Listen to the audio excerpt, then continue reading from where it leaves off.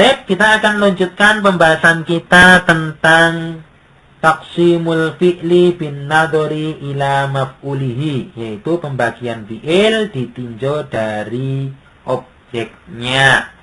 Baik, fi'il ditinjau dari objeknya dia dibagi menjadi dua, ada fi'il lazim dan ada fi'il muta'addi. Kita akan jelaskan satu persatu.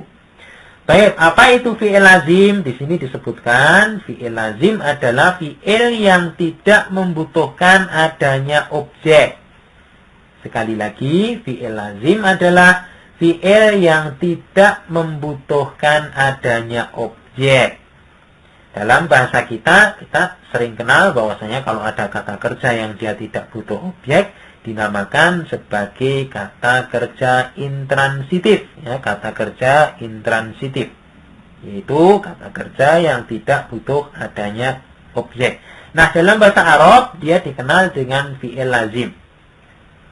Contohnya misalnya qama zaidun, Zaid berdiri. Nah, fi'il qama atau fi'il yang mempunyai arti berdiri, di sini dia tidak butuh adanya objek, namanya saja berdiri. Ya, dia tidak ada objeknya. Contoh yang lain misalnya hadara Muhammadun. Demikian pula fi'il hadara yang mempunyai arti hadir, dia juga tidak mempunyai objek.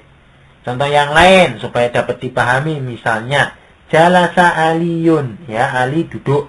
Demikian pula fi'il jalasa yang artinya duduk, dia juga termasuk fi'il lazim. Karena memang dia tidak butuh adanya objek. Baik, kemudian untuk kelompok yang kedua yaitu fi'il muta'addi. Tadi ada fi'il lazim, sekarang kita akan bahas tentang fi'il muta'addi. Baik, apa itu fi'il muta'addi? Di sini disebutkan fi'il muta'addi adalah fi'il yang membutuhkan adanya objek. Jadi yang dinamakan dengan fi'il muta'addi adalah fi'il yang membutuhkan adanya objek. Dalam bahasa kita sering kita kenal dengan namanya kata kerja transitif, yaitu kata kerja yang dia membutuhkan adanya objek. Contohnya misalnya fahima Zaidun ad-darsa. Zaid memahami pelajaran. Baik, kita perhatikan pada fi'il fahima. Dia dikategorikan sebagai fi'il muta'addi karena memang fahima yang mempunyai arti memahami, dia butuh adanya objek. Apa yang dipahami?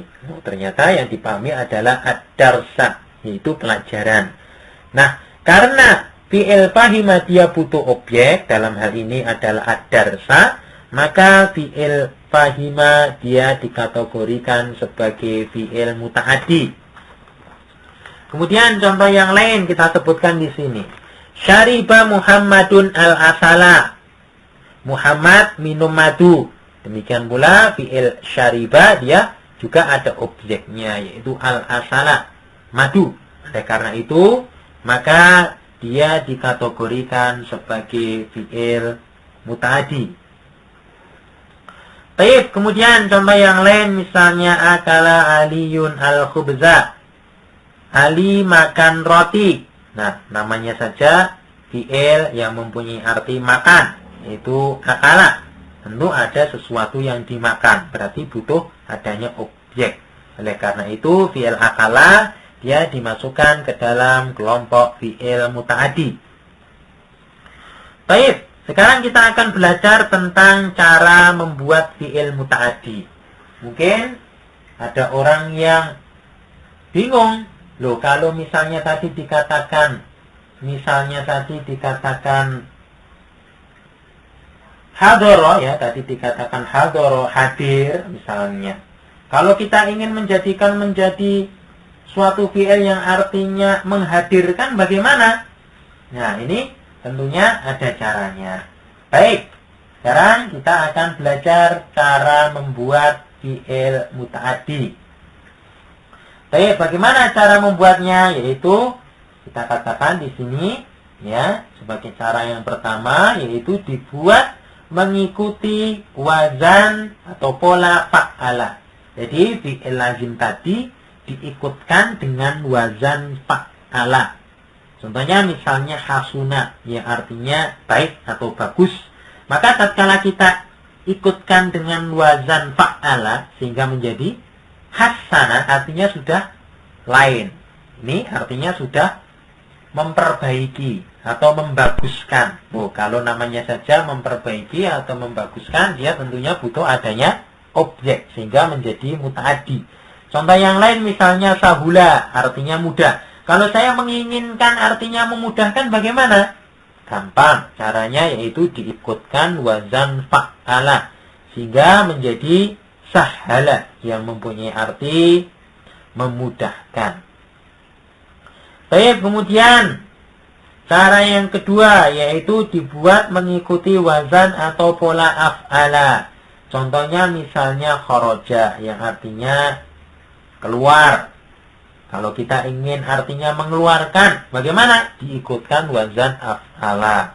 Sehingga kharaja menjadi akhraja, artinya mengeluarkan. Kalau sudah artinya mengeluarkan, ini tentunya butuh adanya objek atau menjadi fi'il muta'addi. Misalnya contoh yang lain supaya kita dapat paham, misalnya kamula.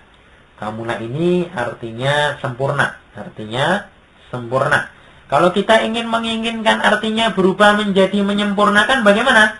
Maka diikutkan dengan wazan af'ala sehingga berubah menjadi akmala, ya, menjadi akmala yang artinya adalah menyempurnakan. Baik, mungkin sampai di sini dulu pertemuan kita kali ini. Saya kira materinya cukup mudah dan insya Allah dapat kita pahami semua intinya.